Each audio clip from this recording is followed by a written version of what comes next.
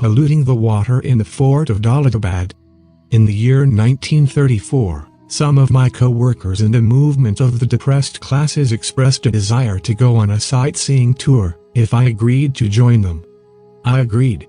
It was decided that our plan should at all events include a visit to the Buddhist caves at Varul. It was arranged that I should go to Nasik, and the party should join me at Nasik. To go to Varul we had to go to Aurangabad. Aurangabad is a town in the Muhammadan state of Hyderabad, and is included in the dominion of His Exalted Highness, the Nizam. On the way to Aurangabad we had first to pass another town called Daulatabad, which is also in the Hyderabad state. Daulatabad is a historical place and was, at one time, the capital of a famous Hindu king, by name Ramdeo Rai. The fort of Daulatabad is an ancient historical monument, and no tourist while in that vicinity should omit a visit to it.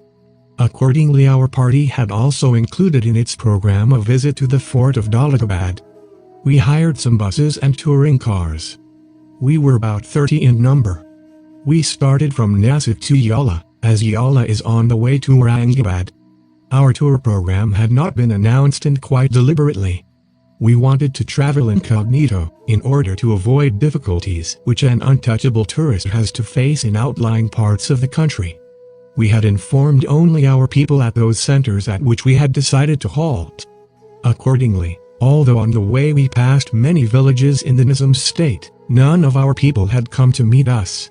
It was naturally different at Daulatabad. There our people had been informed that we were coming. They were waiting for us and had gathered at the entrance to the town. They asked us to get down and have tea and refreshment first, and then to go to see the fort. We did not agree to their proposal. We wanted tea very badly, but we wanted sufficient time to see the fort before it was dusk. We therefore left for the fort, and told our people that we would take tea on our return. Accordingly, we told our drivers to move on, and within a few minutes we were at the gate of the fort. The month was Ramjan, the month of fast for the Mohammedans.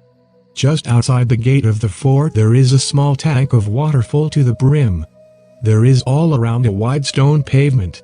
Our faces, bodies and clothes were full of dust gathered in the course of our journey, and we all wished to have a wash. Without much thought, some members of the party washed their faces and their legs on the pavement with the water from the tank.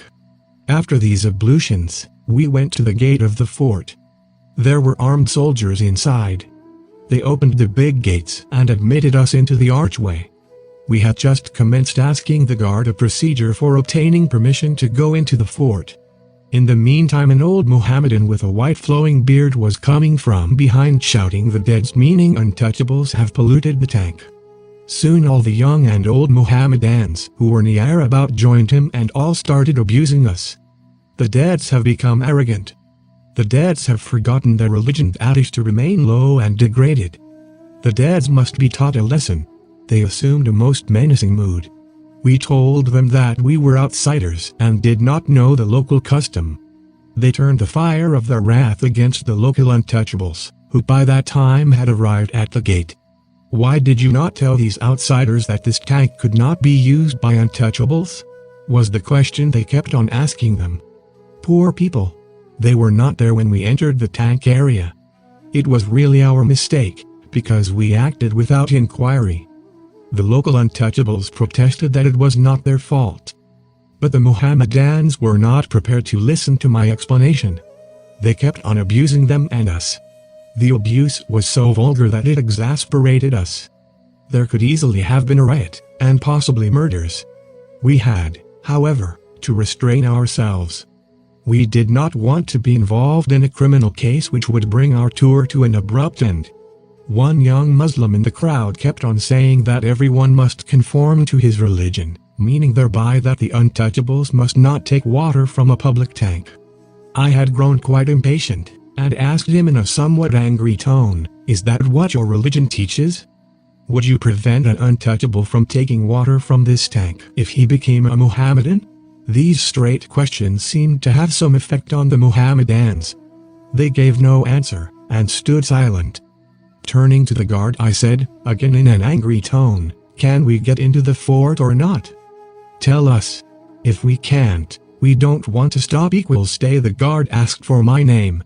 I wrote it out on a piece of paper. He took it to the superintendent inside, and came out. We were told that we could go into the fort, but we could not touch water anywhere in the fort, and an armed soldier was ordered to go with us to see that we did not transgress the order. I gave one instance to show that a person who is an untouchable to a Hindu is also an untouchable to a Parsi. This will show that a person who is an untouchable to a Hindu is also an untouchable to a Mohammedan.